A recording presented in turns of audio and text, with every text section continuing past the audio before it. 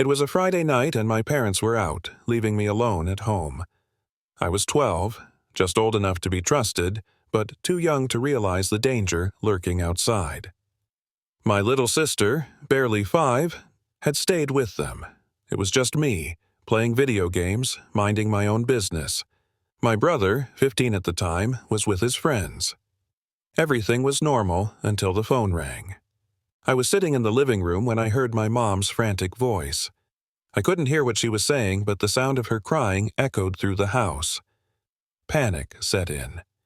I rushed to her side, and that's when I learned that my brother had been hit by a car. My heart dropped, but my parents quickly assured me he'd be okay, though I could tell they were both shaken. They told me they were leaving for the hospital and asked if I was okay being alone for a bit. I was scared, but I told them I'd be fine. I didn't want to go to the hospital anyway. My brother would be fine, I thought, but I couldn't shake the worry. After they left, I went back to playing video games, trying to distract myself. The hours passed quickly, and before I knew it, it was well past midnight. The house was quiet, too quiet. Suddenly, I heard the front door open. I froze. My heart started racing. It was well past the time my parents should have been back. I turned off the TV and crawled into bed, trying to ignore the unease creeping up my spine. Minutes passed. I tried to listen, but all I could hear was silence. I didn't even hear my parents coming up the stairs. Something wasn't right. I slowly got up and crept to my bedroom door. I opened it a crack, just enough to peek out into the living room. What I saw made my blood run cold. 3 figures, tall and dark, were standing in the shadows of the living room. They weren't my parents. They weren't anyone I recognized. I froze. I knew I had to get back to my room, but I was so scared I could barely move. I quietly closed the door and rushed to my closet, hiding behind a pile of clothes. My heart was pounding in my chest, and I was terrified they'd hear me.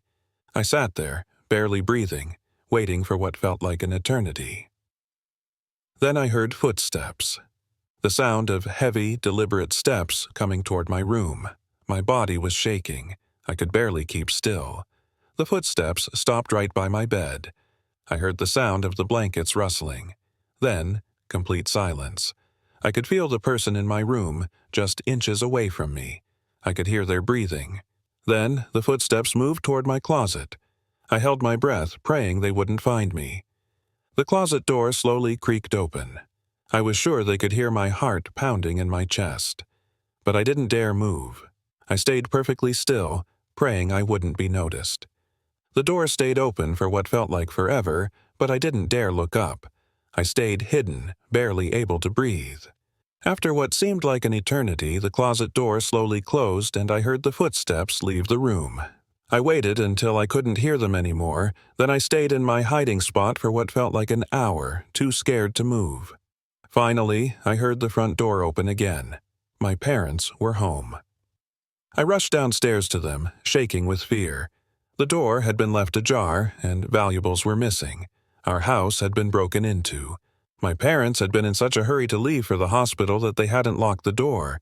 I was lucky to have escaped with my life. Looking back, I still wonder what would have happened if that person had found me hiding in the closet. Maybe they were just there to rob us, but I can't help but feel like I narrowly escaped something much worse that night.